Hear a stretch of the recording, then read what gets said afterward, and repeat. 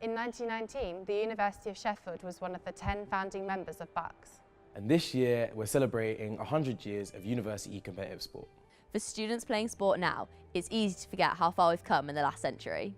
The decision to formalise inter-university sport with the creation of BUCS has played a key part in Sheffield's evolution as a leading sporting city.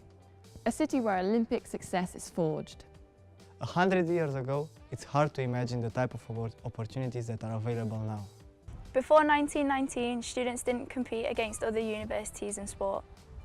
There are now 166 universities to compete against, and we get the opportunity to represent Sheffield both nationally and on the world stage.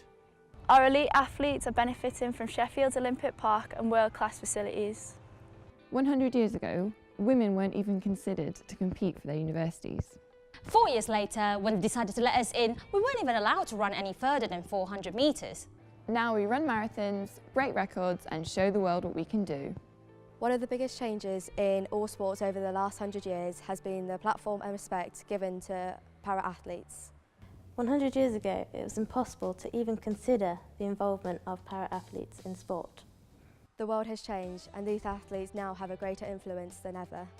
I'm competing in badminton. I'm competing for GB in wheelchair basketball. And it's great to have the support of the university.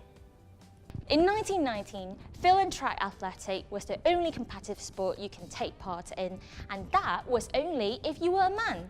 BUCS now celebrates over 50 sports for both men and women and supports thousands of students up and down the country.